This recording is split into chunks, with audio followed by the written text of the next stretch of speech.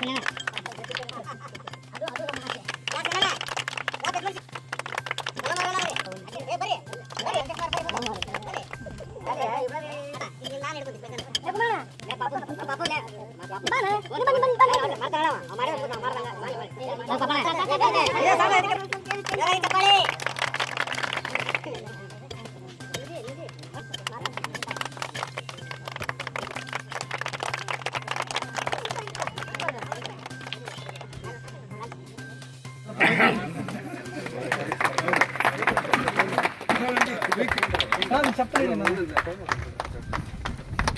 ಸಮಾಜ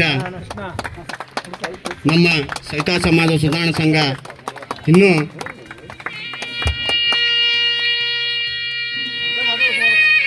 ಸಲ್ಲಿಸಿ ಈ ಕಾರ್ಯಕ್ರಮದಲ್ಲಿ ಭಾಗವಹಿಸಿರ್ತಕ್ಕಂಥ ನಮ್ಮ ಸುಧಾರಣಾ ಸಂಘದ ಎಲ್ಲ ಬಂಧು ಬಾಂಧವರಿಗೆ ಮತ್ತು ಈ ಭಾಗದ ಎಲ್ಲ ನಮ್ಮ ಓಣಿಯ ಹಿರಿಯರಿಗೆ ತಾಯಂದಿರಿಗೆ ಇಲ್ಲಿ ವೇದಿಕೆ ಮೇಲೆ ಕುಂತಿರ್ತಕ್ಕಂಥ ಎಲ್ಲ ಗಣ್ಯಮಾನ್ಯರಿಗೆ ಮತ್ತೊಮ್ಮೆ ಮಗದೊಮ್ಮೆ ಧನ್ಯವಾದಗಳು ಹೇಳಿ ವಿಶೇಷವಾಗಿ ನಮ್ಮ ನಾಯಕರಾಗಿರ್ತಕ್ಕಂಥ ಸನ್ಮಾನ ಕೃಷ್ಣಗೌಡ ಪಾಟೀಲ್ ಸಾಹೇಬರಿಗೆ ನಾನು ತಲೆಬಾಗಿ ಕೃತಜ್ಞತೆಗಳನ್ನು ಹೇಳಿ ನಾನು 2 ಮಾತು ಮುಗಿಸ್ತೀನಿ. ಕೃಷ್ಣಗೌಡ ಪಾಟೀಲ್ ಸಾಹೇಬರಿಗೆ, ಕೃಷ್ಣಗೌಡ ಪಾಟೀಲ್ ಸಾಹೇಬರಿಗೆ ನಮಸ್ಕಾರ.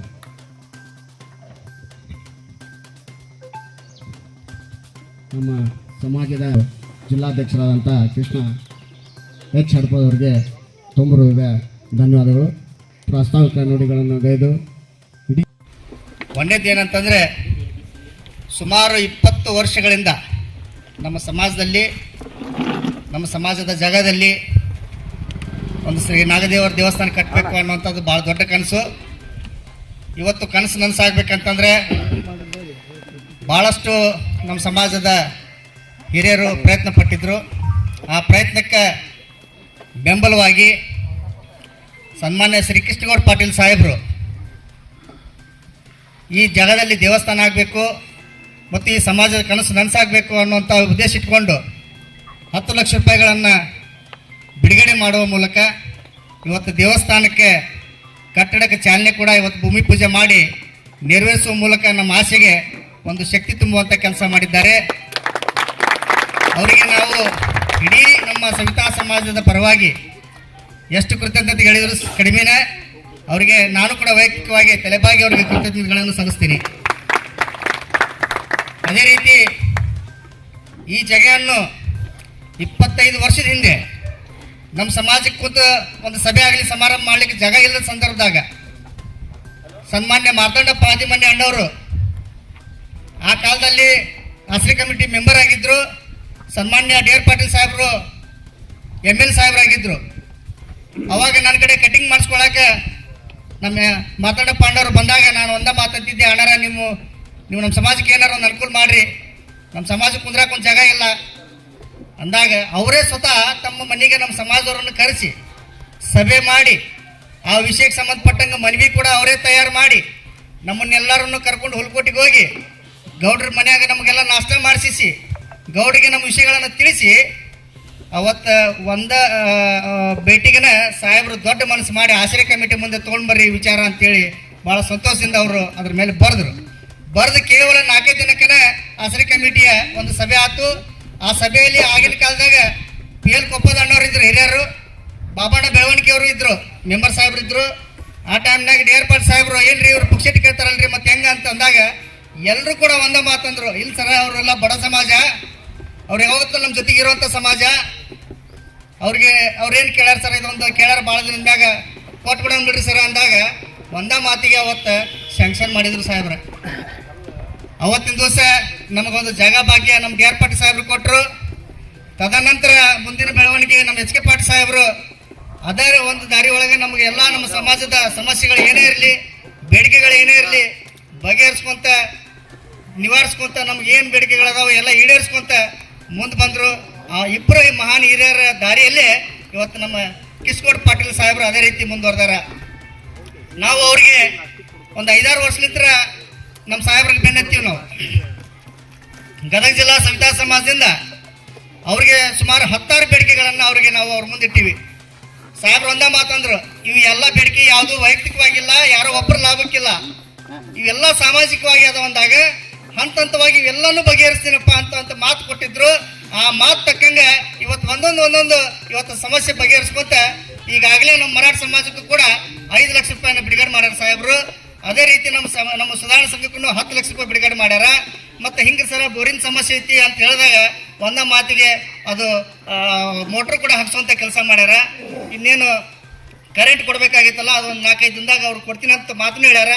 ನಾ ಮಾನ್ಯ ಸಾಹೇಬ್ರಿಗೆ ವಿನಂತಿ ಮಾಡ್ತೀನಿ, ಅಮೃತ್ ಅನ್ನೋಂಥವ್ರು ಅದರ ಸಾಹೇಬ್ರೆ ಒಂದು ಫೋನ್ ಮಾಡಿದ್ರೆ ಅದು ಕೂಡ ಬಗೆಹರಿತೈತಿ, ಕರೆಂಟ್ ಕೂಡ ಆಗುತ್ತೆ, ನಮ್ಮ ನೀರಿನ ಕೂಡ ಅನುಕೂಲ ಆಗುತ್ತೆ ಸಾಹೇಬ್ರೆ. ಎಸ್, ಅದೇ ರೀತಿ ಇಷ್ಟೊಂದು ಕೆಲಸಗಳು ಇವತ್ತು ನಮ್ಮ ಸಾಹೇಬ್ರು ಮಾಡ್ಕೊಂಡು ಬಂದಾರ. ವಿಶೇಷವಾಗಿ ಈ 10 ಲಕ್ಷ ರೂಪಾಯಿ ಹೆಂಗೆ ಬಂತು ಅನ್ನೋದಕ್ಕೆ ಒಂದು ಉದಾಹರಣೆ ಹೇಳ್ತೀನಿ. ನಮ್ಮ ಮರಾಠ ಸಮಾಜಕ್ಕೆ 5 ಲಕ್ಷ, ನಮ್ಮ ಸಮಾಜಕ್ಕೆ 5 ಲಕ್ಷ ರೂಪಾಯಿ ಬಿಡುಗಡೆ ಮಾಡಿದ್ರು ಸಾಹೇಬರು. ಮಾಡಿ ಸಂದರ್ಭದಾಗ ನಾವು ಸಾಹೇಬ್ರ ಕಡೆ ಹೋದ್ವಿ. ನಮಗೆ ನಮ್ಮ ಸುಧಾರಣಾ ಸಂಘದವ್ರು ಏನು ಹಿಡಿದಿಲ್ಲ 5ಕ್ಕೆ 10 ಮಾಡ್ರಿ ಅಂತೇಳಿ. ಆದ್ರೆ ನಮ್ಮ ತಲೆಯಾಗ ಅದು 5 ಲಕ್ಷ ಸಾಲಂಗಿಲ್ಲ, ಸಾಹೇಬ್ರಿಗೆ ಏನು ಮಾಡಿ ಗಂಟು ಬಿಡೋಣ ಅಂತೇಳಿ ಹೋದಾಗ ಅಲ್ಲಿ ಒಂದು ಸಭೆ ನಡೆದಿತ್ತು ದೊಡ್ಡ ಸಾಹೇಬ್ರದ್ದು. ಆ ಸಭೆ ಒಳಗೆ ನಮ್ಮ ಹಿರಿಯರಾಗಿರ್ತಕ್ಕಂಥ ಎಸ್ ಎನ್ ಬಳ್ಳಾರಿ ಗುರುಗಳಿದ್ರು, ನಮ್ಮ ರವೀಣ್ಣ ಕುಮಾರ್ ರೆಡ್ಡಿ ಸಾಹೇಬರಿದ್ದರು, ಆಮೇಲೆ ಅಸೂಟಿ ಅಣ್ಣವ್ರು ಇದ್ದರು, ಆಮೇಲೆ ನಮ್ಮ ಸಿದ್ದಣ್ಣವ್ರು ಕೂಡ ಅಲ್ಲೇ ಇದ್ದರು. ನಾವು ಅವ್ರು 4 ಮಂದಿಗೆ ವಿನಂತಿ ಮಾಡಿದೆ, ಅಣ್ಣರ 5 ಲಕ್ಷ ರೂಪಾಯಿದಾಗ ಕೆಲಸ ಆಗೋದಿಲ್ಲ, ಅದೇ ಸುಮಾರು ಒಂದು 20-25 ಲಕ್ಷ ಆಗುತ್ತೆ, ದಯಮಾಡಿ ದೊಡ್ಡ ಸಾಹೇಬ್ರಿಗೆ ಹೇಳಿ ಇನ್ನೊಂದು 5 ಲಕ್ಷ ಹೆಚ್ಚಿಗೆ ಮಾಡಿಸ್ರಿ, ಉಳ್ಕಿದ್ ಬೇಕಾದ್ರೆ ನಾವು ಮನೆಗೆ ಒಂದಿಷ್ಟು ಹಾಕಿ ನಾವು ಅದನ್ನು ಏನಾರ ಮುಂದಿನ ಕೆಲಸ ನಾವು ಮಾಡ್ಕೊತೀವಿ ಅಂದಾಗ ಅವ್ರು 4 ಮಂದಿ ಮಹನೀಯರು ಪಾಪ ಅವತ್ತು ಎಷ್ಟು ಕೆಲಸ ಇದ್ರು ಕೂಡ ಬಿಟ್ಟು ನಮ್ಮ ಪರವಾಗಿ ಸಾಹೇಬರಿಗೆ ವಿಷಯಗಳನ್ನು ಮುಟ್ಟಿಸಿ ನಾವು ಮುಂದೆ ಹೋಗಿ ಬರೀ ಒಂದು ಮಾತು ಹೇಳಿದ ಕೂಡ 5ಕ್ಕೆ 10 ಮಾಡಿ ಕೊಟ್ಬಿಟ್ರು. ಆಮೇಲೆ ಅದನ್ನು ಫಾಲೋಅಪ್ ಮಾಡೋ ಸಂದರ್ಭದಾಗ ನಮ್ಮ ಸಿದ್ದಣ್ಣರಿಗೆ ನಾನು ಭಾಳ ತಿಳಿತಿದ್ದೀನಿ. ಸಿದ್ದಣ್ಣರ ಎಷ್ಟು ಸಲ ಫೋನ್ ಮಾಡೀನಿ ಅಂದ್ರೆ ಪಾಪ ಒಂದು ಸಲನೂ ಮಿಸ್ ಮಾಡಿಲ್ಲ, ನನ್ನ ಫೋನ್ ಎತ್ತಾರ. ಅಕಸ್ಮಾತ್ ಬಿಜಿ ಇದ್ರೆ ಮೆಸೇಜ್ ಕೂಡ ಹಾಕಿ ನನಗೆ ಸ್ಪಂದಿಸುವಂಥ ಕೆಲಸ ಮಾಡ್ಯಾರ. ಆಮೇಲೆ ಈಗ ಮೊನ್ನೆ ಏನು ಎಲ್ಲ ಟೋಟಲಿ 10 ಲಕ್ಷ ಬಂದಾಗ ನಮ್ಮ ಹಾಲೇಶ್ ಅಣ್ಣವ್ರಿಗೂ ಭಾಳ ನಾನು ಕೃತಜ್ಞತೆ ಹೇಳಬೇಕು. ಹಾಲೇಶ್ ಅಣ್ಣವ್ರಿಗೂ ಕೂಡ ಭಾಳ ನಾನು ತಿಳಿತೀನಿ. ರಾತ್ರಿ 10 ಸುತ್ತ ಫೋನ್ ಮಾಡೀನಿ, ಅಣ್ಣಾರ ಏನಾತ್ರಿ ಅಂದಾಗ ಅವರು ಕೂಡ ಪಾಪ ಭಾಳ ನಮ್ಗೆ ಪ್ರಯತ್ನ ಮಾಡಿ ಸಾಹೇಬ್ರ ಗಮನಕ್ಕೆ ತಂದ್ರು. ನಾವು ಬರ್ಬೇಕಂದ್ರೆ ಇಷ್ಟು ಮಂದಿ ನನಗೆ ನಮ್ಮ ಸಮಾಜಕ್ಕೆ ಇಷ್ಟೊಂದು ಬೆಂಬಲ ಕೊಟ್ಟು ಇಷ್ಟೊಂದು ನಮಗೆ ನಮ್ಮವ್ರಂತ ಒಪ್ಕೊಂಡು ನಮ್ಮನ್ನ ಇಷ್ಟು ಬೆಳೆಸುವಂತ ಕೆಲಸ ಮಾಡಿ ತಮ್ಮ ಗಮನಕ್ಕೆ ತಂದಾಗ ತಾವು ಕೂಡ ಹಿಂದೆ ಮುಂದೆ ವಿಚಾರಣೆ ಮಾಡಲಿಲ್ಲ. ಯಾವಾಗಲೂ ನಮ್ಮ ಜೊತೆ ಇರೋವಂಥವ್ರು ಏನೋ ಕೇಳಿದ್ರು ಸಮಾಜಕ್ಕೆಲ್ಲ ಕೇಳೋದು ಕೊಟ್ಟು ಬಿಡೋಣಲ್ಲ ಅನ್ನೋಂಥ ದೊಡ್ಡ ಮನಸ್ಸು ಮಾಡಿ ನೀವು ಅಷ್ಟು ನಿಮ್ಮ ಮನೆಗೆ ನಾವು ಬಂದಾಗ ಸಾಹೇಬ್ರ ಮನೆಗೆ ನಾವು ಕಾರ್ಯಕ್ರಮಕ್ಕಂತ ಹೋದಾಗ ನಾವು ಸಾಹೇಬ್ರಿಗೆ ಆ ವಿಚಾರ ಮಾತಾಡ್ಬಾರ್ದಪ್ಪ, ಮನೆ ಕಾರ್ಯಕ್ರಮ ಬಂದೀವಿ ಅಂದ್ರೆ ಸ್ವತಃ ಸಾಹೇಬ್ರು ನಾನು ಕೈ ಹಿಡಿದು ಕರೆದ್ರೆ 10 ಲಕ್ಷ ಹಾಕಿ ನೋಡ್ರಿ ಕೃಷ್ಣ ಅವ್ರೆ ನಿಮ್ಮ ಸಮಾಜದ ಅಂದಾಗ ಭಾಳ ಖುಷಿ ಆಯ್ತು. ಬಂದ ಕೂಡ ನಮ್ಮ ಅಧ್ಯಕ್ಷರಿಗೆ ಹೇಳಿದೆ, ನೋಡ್ರಿ ನಾವು ಈಗ ತಿರುಪತಿಗೆ ಇದ್ವಿ, ಸಾಹೇಬ್ರು ನಾನು ರವೀಣ್ಣವ್ರು ಹೋಗಿದ್ವಿ, ಸಾಹೇಬ್ರ ಸ್ವತಃ ಹಿಂಗೆ ಅಂದಾರ ಅಂತೇಳಿ. ಹಾಗಾಗಿ ನಮ್ಮ ಸಮಾಜದ ಬಗ್ಗೆ ನಮ್ಮ ಕೃಷ್ಣಗೌಡ್ರ ಸಾಹೇಬ್ರು ಅಷ್ಟೇ ಅಲ್ಲ, ಭಾಳ ಎಲ್ಲ ಹಿಂದುಳಿದ ಸಮಾಜಕ್ಕೂ ಇವತ್ತು ಎಷ್ಟು ದೊಡ್ಡ ಪ್ರಮಾಣದಾಗ ಅವರು ಬೆಳೆದಾರ ಅಂತಂದ್ರೆ ನಾನು ದಿನ ಅವ್ರದ್ದು ಒಂದು ಲೇಖನ ಬರೆಯಾಕತ್ತೀನಿ. ಸಾಹೇಬ್ರ ಗಮನಿಸಿರಲ್ಲ ಗೊತ್ತಿಲ್ಲ, ನಾನಂತರ ನನ್ನ ಕಡೆ ಅದು ಪೆನ್ ಅಂಕರ್ ಸವಿಯಂಗಿಲ್ಲ ಬಿಡ್ರಿ, ಅಷ್ಟು ನಾನು ನನ್ನ ಜೀವರವರೆಗೂ ಬರೀತೀನಿ ಅವ್ರ ಬಗ್ಗೆ. ಯಾಕಂದ್ರೆ ಅಷ್ಟು ಒಳ್ಳೆಯವ್ರು ಅದಾರ ಅವ್ರು, ಬಡವ್ರ ಬಗ್ಗೆ ಅಂದ್ರೆ ಅಷ್ಟು ಒಳ್ಳೆಯವ್ರು ಅದಾರ ಅವ್ರು. ಏನಾದ್ರು ಈಗ ಎಂಥ ಗದ್ದಲದಾಗ ಹೋಗ್ಲಿ ಏನೇ ಇರಲಿ ಅಲ್ಲಿನಾಗ ಆಗುವಂತಿದ್ರು ಸ್ಪಾಟ್ನಾಗ ಮಾಡ್ತಾರಿಲ್ಲ, ಕೃಷ್ಣವ್ರು ನಾಳೆ ಬರ್ರಿ ಅಂತಾರ, ಅಥವಾ ಇನ್ನೊಂದು ವಾರ ಬಿಟ್ಟು ಬಂದು ಭೇಟಿಯಾಗ್ರಿ ಅಂತಾರ, ಆದ್ರೆ ಯಾವುದನ್ನು ಬಿಟ್ಟಿಲ್ಲ. ಹಾಗಾಗಿ ಅವರಿಗೆ ನಾನು ಕೃತಜ್ಞತೆ ಹೇಳ್ತೀನಿ. ಮತ್ತು ವಿಶೇಷವಾಗಿ ನಮ್ಮ ಸಮಾಜದಲ್ಲಿ ಯಾವುದೋ ಒಂದು ಸಣ್ಣ ಪುಟ್ಟ ಅಂಕುಡೊಂಕುಗಳನ್ನು ಇದ್ರೂ ಕೂಡ ಅದನ್ನು ತೀಡಿ ಇವತ್ತು ಸಮಾಜಕ್ಕೆ ಮುಖ್ಯವಾಹಿನಿಗೆ ಬರಬೇಕನ್ನೋ ಉದ್ದೇಶ ಇಟ್ಕೊಂಡು ಅವ್ರದ್ದು ಯಾವುದೇ ಕೆಲಸಗಳು ಇದ್ರೂ ಬದಿಗಿಟ್ಟು ಅದ್ರ ಬಗೆಹರಿಸಿ ಸಮಾಜ ಒಂದು ಗಟ್ಟಿಯಾಗಿ ಬೆಳೀಲಿ ಅನ್ನುವಂಥ ಆಸೆ ಇಟ್ಕೊಂಡು ನಮ್ಮ ಸಮಾಜದೊಂದಿಗೆ ಯಾವತ್ತಿಗೂ ನಿಂತಿರ್ತಕ್ಕಂಥ ಎಸ್ ಎನ್ ಬಳ್ಳಾರಿ ಗುರುಗಳಿಗೂ ಕೂಡ ನಾನು ಈ ಸಂದರ್ಭದಲ್ಲಿ ಕೃತಜ್ಞತೆಗಳನ್ನು ನೀಡ್ತೀನಿ. ಮತ್ತು ಅದೇ ರೀತಿ ನಮ್ಮ ರವೀಣ್ಣವ್ರಿಗೂ ಕೂಡ ಯಾವಾಗಲೂ ಈಗ ಅಲ್ಲ, ಅವರು ಭಾಳ ದಿವಸದಿಂದ ನಮ್ಮ ಸಾಹೇಬ್ರ ಹಿಂದೆ ಬೆನ್ನತ್ತಿದ್ರು, ಡೇರ್ಬಡ್ ಸಾಹೇಬ್ರ ಕರೆ ಇದ್ದರು, ಅವರು ಭಾಳ ತೆಳಗಿದ್ರು, ಸಾಹೇಬ್ರಿಗೆ ಭಾಳ ದಪ್ಪಾಗ್ಯಾರ. ಅವಾಗಲೂ ಭೂಮಿ ಪೂಜೆಯ ಕಾರ್ಯಕ್ರಮದಲ್ಲಿ ಆಸೀನರಾಗಿರ್ತಕ್ಕಂಥ ಆತ್ಮಪಾದ್ರವರೇ, ಹಿರಿಯರಾಗಿರ್ತಕ್ಕಂಥ ಹನುಮಂತಪ್ಪ ರಾಂಪುರ್ ಅವರೇ, ಹಿರಿಯರೇ, ಯುವಕ ಮಿತ್ರರೇ, ಚರ್ಚೆ ಮಾಡಿದ್ವಿ ಇವತ್ತು. ಸಹಜವಾಗಿ ಭೂಮಿ ಪೂಜೆ ಕಾರ್ಯಕ್ರಮ ಅಂತಂದು ಮಾಡಿದಾಗ ಉದ್ಘಾಟನೆ ಮಾಡುವಂಥ ಸಂದರ್ಭದಾಗ ಭಾಳಷ್ಟು ಚರ್ಚೆಗಳಾಗ್ತಿರ್ತವೆ. ಆದ್ರೆ ಇವತ್ತು ನಾವು ಭೂಮಿ ಪೂಜೆ ಮಾಡುವಂಥ ಸಂದರ್ಭದಾಗ ಸಾಕಷ್ಟು ವಿಷಯಗಳನ್ನು ಚರ್ಚೆ ಮಾಡಿದ್ವಿ. ವಿಶೇಷವಾಗಿ ಬಳ್ಳಾರಿ ಸರ್ ಅವರು ಇತಿಹಾಸದ ಬಗ್ಗೆ ನಮಗೆ ಮತ್ತೊಮ್ಮೆ ತಿಳಿ ಹೇಳುವಂಥ ಕೆಲಸ ಅವರು ಮಾಡಿಕೊಟ್ರು. ನೀವೆಲ್ಲರೂ ವಿಶೇಷವಾಗಿ ಸಮಾಜದಲ್ಲಿ ಏನು ಗುರುತಿಸ್ಕೊಂಡಿರ್ತಾರೆ. ಕೃಷ್ಣ ಹಡಪದ್ರವ್ರು ಮಾತಾಡ್ಬೇಕಾದ್ರೆ ಹೇಳ್ತಿದ್ರು,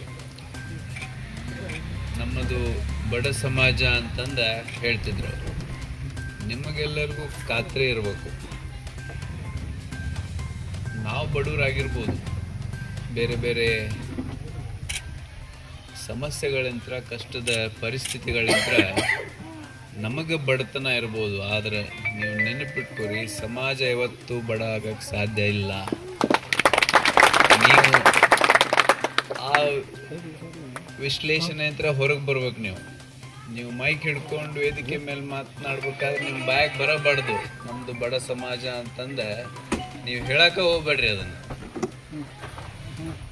ವೈಯಕ್ತಿಕವಾಗಿ ಬಡತನದಿದ್ರೆ ನಾವು ಹಿನ್ನಡೆ ಅನುಭವಿಸ್ತಿರ್ಬೋದು, ಆದರೆ ನೀವು ಸಮಾಜದಲ್ಲಿ ಯಾರು ಗುರುತಿಸ್ಕೊಂಡಿರ್ತೀರಿ, ಮುಖಂಡಿರ್ತಿರ್ತೀರಿ, ನಿಮ್ಮನ್ನು ನೋಡಿ ಯುವಕರು ಮುಂದೆ ಬರ್ತಿರ್ತಾರ, ನಿಮ್ಮನ್ನು ನೋಡಿ ಸಾಕಷ್ಟು ಬೇರೆ ಬೇರೆ ಸಮಾಜದವರು ನಿಮ್ಮನ್ನು ವಿಶ್ಲೇಷಣೆ ಮಾಡ್ತಿರ್ತಾರ.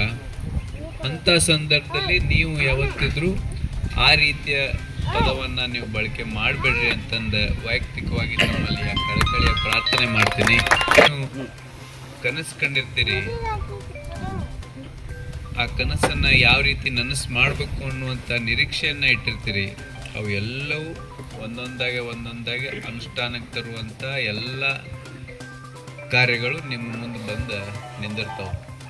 ಈಗ ಲಾಸ್ಟ್ ಟೈಮ್ ನಾವು ಜಯಂತಿ ಆಚರಣೆ ಮಾಡಿದಂಥ ಸಂದರ್ಭದಲ್ಲಿ ಕೃಷ್ಣ ಹಡಪದ್ರವರು ಎಲ್ಲ ನಮ್ಮ ರಾಮಪುರಾಣರಿದ್ರು, ಕೊಟ್ನಿಕಲ್ ಅವರಿದ್ರು, ಎಲ್ಲರೂ ಬೇರೆ ಬೇರೆ ಜಿಲ್ಲೆಯಂತ್ರ ಬಂದಿರತಕ್ಕಂಥ ಜಾತ್ರೆಗೆ ಹೋಗ್ಬಿಟ್ರ ನಾ ಹೇಳಕ್ವಲ್ಲ, ಸಾಧ್ಯನೇ ಇಲ್ಲ ಸರ್, ಸಾಧ್ಯನೇ ಇಲ್ಲ. ಅಂದ್ರೆ ಈ ನಮ್ಮ ದೇವರುಗಳನ್ನ ಹೆಚ್ಚು ನಾವು ಪೂಜಿಸೋದ ನಾವು, ಬೇಡ್ಕೊಳ್ಳೋದ ನಾವು, ಕಳ್ಕೊಳ್ಳೋದ ನಾವು. ಸಾಲ ಮಾಡಿ ಆದ್ರೂ ಸಹಿತವಾಗ ನಾವು ದೇವ್ರಿಗೆ ಹೋಗ್ತೀವಿ, ಹೌದಾ? ದೇವ್ರ ಹುಂಡಿಗೆ ಹಾಕ್ತೀವಿ ನಾವೆಲ್ಲ, ಮನೆಗೆ ಬಂದ್ರೆ ಏನು ಇರುವುದಿಲ್ಲ. ಯಾಕೆ ನಾವು ವೈಚಾರಿಕತೆ ಬೆಳೆಸ್ಕೋಬಾರ್ದು? ಸೈದ್ಧಾಂತಿಕವಾಗಿ ನಾವು ಯಾಕೆ ಬದಲಾವಣೆ ಆಗಬಾರ್ದು? ಬಾಬಾ ಸಾಹೇಬ್ ಅಂತ ಸಂವಿಧಾನವನ್ನು ಸರಿಯಾಗಿ ತಿಳ್ಕೊಂಡು ನಾವ್ಯಾಕೆ ಶಿಕ್ಷಣದ ಕಡೆ ಎಲ್ಲೈತಿ ನಿಧಿ, ಎಲ್ಲೈತಿ ನಮ್ಮ ದಾರಿ ವಿಮೋಚನೆಗೆ ನಾವು ಅದನ್ನ ಯಾಕೆ ಕಂಡುಕೋಬಾರ್ದು? ಇವತ್ತಿನ ಮಾಡ್ತಾ ಇದ್ರ ಬಗ್ಗೆ ನೆಚ್ಚು ಮಾತಾಡ್ಕೋದ್ರಿ. ಹೆಚ್ಚು ನಾವು ವೈಚಾರಿಕತೆಗೆ ಪ್ರಗತಿಪರಕ್ಕೆ ನಾವು ಚಿಂತನೆ ಮಾಡಬೇಕಾಗ್ಯದ. ನಾನು ಒಂದ್ಸಾರಿ ಹೇಳ್ತೀನಿ ನಿಮಗೆ, ನಮ್ಮ ಸವಿತಾ ಸಮಾಜದ ಹುಡುಗ ನಮ್ಮ ಭಾರತದ ಕ್ರಿಕೆಟ್ನೊಳಗ ಸ್ಥಾನ ಪಡ್ಕೊಂಡಿದ್ದ ಅಂತ ಹಿಂಗೇನು ನೀವೆಲ್ಲ ಹೇಳಿದ್ರಿ. ಮಿಥುನ್. ಆ ಸಂದರ್ಭದಲ್ಲಿ KH ಪಾಟೀಲ್ ಸಭಾ ಇದ್ರೊಳಗೆ ನಾವು ಸ್ಟೇಡಿಯಂದೊಳಗೆ ಒಂದು ಕಾರ್ಯಕ್ರಮ ಹಾಕೊಂಡಿದ್ದೆ. ನಿಮಗೂ ನಮ್ಮ ಸಂಬಂಧ 25-28 ವರ್ಷ ಆಯ್ತು. ಈಗ ಹೇಳಿದ್ನಲ್ಲ, ಹಿರಿಯರು ನೆನಪಿಸಿದ್ರು. ಆ ಒಂದು ಘಟನೆ ಆಗಿತ್ತು, ಬಹಳ ದೊಡ್ಡ ಘಟನೆ ಆಗಿತ್ತು. ಆ ಘಟನೆ ನನ್ನ ಹತ್ರ ಬಂದಾಗ, ಕಳಸಾಪುರದ ಆ ಒಂದು ಸಮಸ್ಯೆ ಇಲ್ಲಿ ಲೋಕಲ್ ಹಿಡ್ಕೊಂಡು ನನ್ನ ಕಡೆ ಬಂದಾಗ, ಆ ಸಮಸ್ಯೆದ ಮೂಲಕ ನೀವು ನನ್ನ ಹತ್ರ ಬಂದ್ರಿ. ಆ ಸಮಸ್ಯೆನ ಬಗೆಹರಿಸೋರ ಜೊತೆಗೆ ಸಮಾಜ ಒಡೆದೋಗಿರ್ತಕ್ಕಂಥ ಸಮಾಜ ನಿಮ್ದು. ಈಗೂ ಕೂಡ